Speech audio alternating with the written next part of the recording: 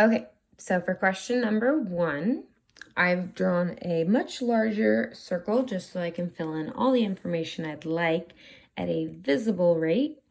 And this is the information that we are given. In circle H, remember H, our circles are named by our central point, so H is our central point. Measure of arc AC is 76 degrees.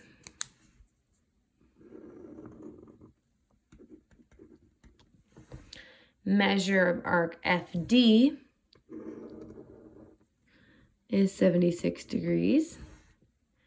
And segment FD, or chord FD, is 42 meters. Okay. So this is the information we know that is given to us. Now, what information do we know that's not necessarily given to us directly, but given to us with our theorems? Okay, so the first thing we know is since arc AC is congruent to arc FD, then chord AC is congruent to chord FD. So since FD is 42, that means AC is also 42 meters. Okay. Next thing we know, since congruent chords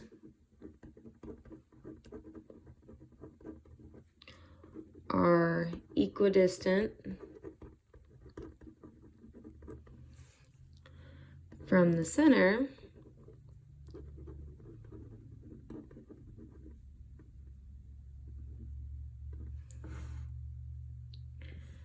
then HI is congruent to HG.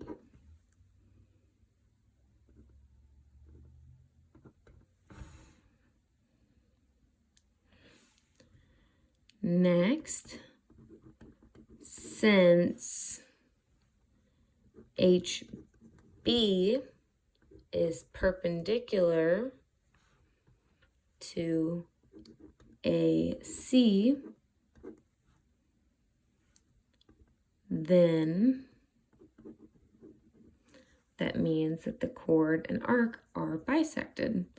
So AI is congruent to CI, and arc AB is congruent to arc CB.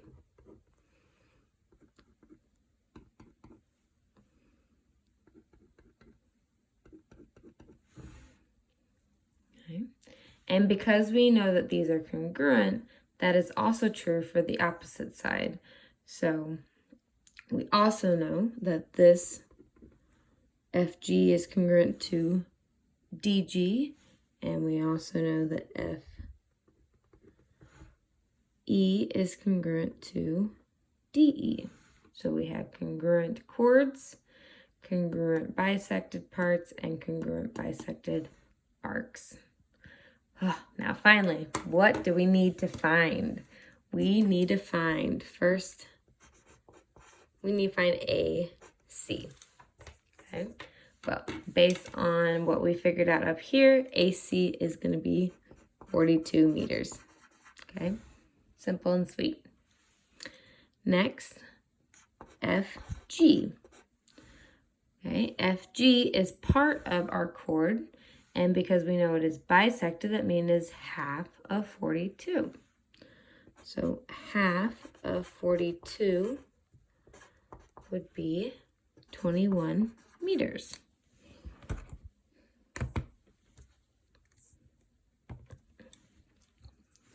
Next, we're going to find AI.